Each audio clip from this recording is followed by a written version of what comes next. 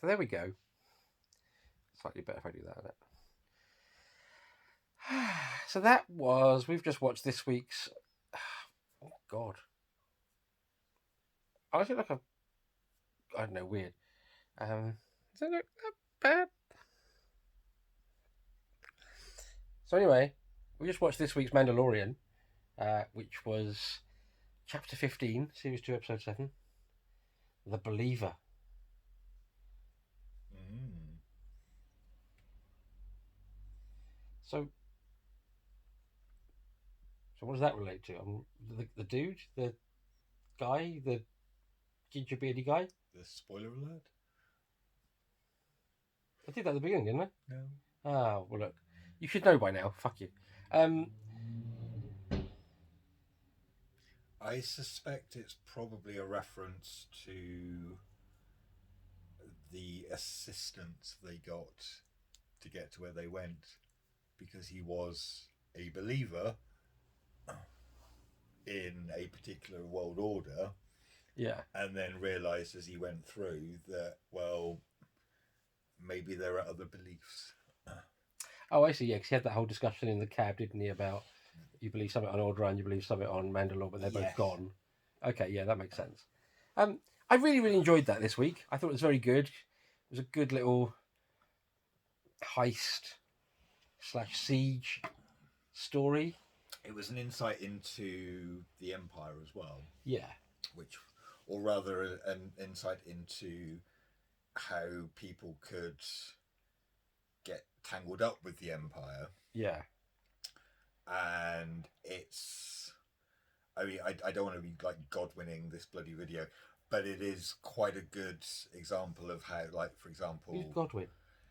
if you invoke the Nazi Party or anything to do with like Oh. comparisons to Hitler, because it's, you know, it's that internet thing of like the moment you Godwin a thread, like if you're in an Right. argument, you've lost kind of thing. But obviously there have always been sort of comparisons between, you know, the Empire and Nazi Germany and all that sort of stuff, and you always have that whole, especially when you watch more recent media like JoJo, Yeah, which obviously was doing it from the perspective of someone in Germany who is German, who kind of was buying into the propaganda. yeah.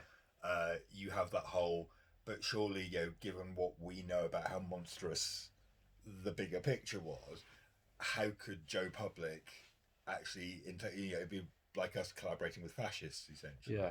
So I think this was a really good insight into just exactly how that sort of thing can happen and how you justify it to yourself. There's a lot of talk about how, you know, it's, can you sleep at night? If you can, then fine. You know, you've had an okay day. And I think a lot of what this was that character's development into realizing that, well, actually maybe there were things that he tolerated during his entanglement with the Empire that maybe he couldn't sleep that well at night. Yeah, maybe. But no, this was another cracking episode. I mean, plot-wise, it was massively filler, though.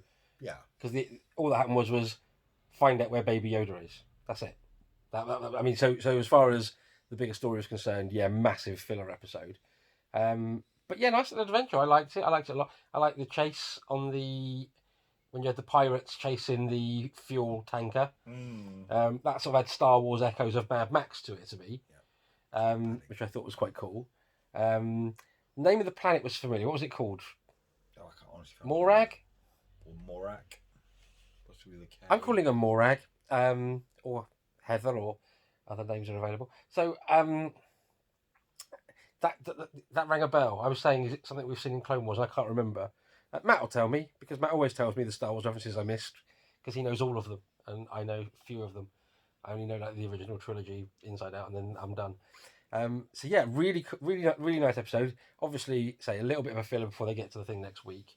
It's all kind of going a little bit Seven Samurai. Oh, and can I just say, right at the beginning, the thing that made me go, actual proper Boba Fett in proper Boba Fett armor and clean Boba Fett armor. So like, that was a little weird. But at the same time, don't want the series to become about him. It's got to be Mando's show. So I think that's the danger, isn't it, with these characters, that they can't. I mean, and to be fair, he was completely in the background. Yeah, and I think that's the key thing, is that this was still very much sort of Din Djarin, Yeah. and it does what it does with a lot of episodes where obviously if Din's involved with a character, so be it sort of the Ugnaught from the sort of Yeah. first episode, Queel, or when they were doing the prison heist, obviously it kind of focused on them. This was obviously very much about bringing prison heist guy back because he was needed for And the MacGuffin. is it going to be a thing that he gets his face out every penultimate episode?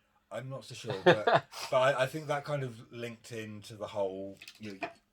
God's sake, Ace. Sorry, Cat took his drink flying.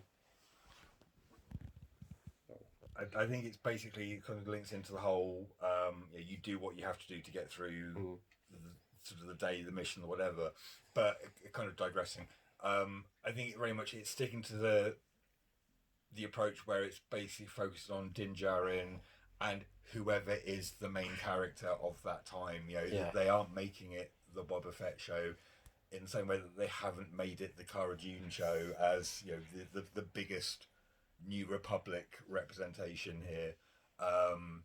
They've not even really made it about the Baby Yoda show at the moment. No.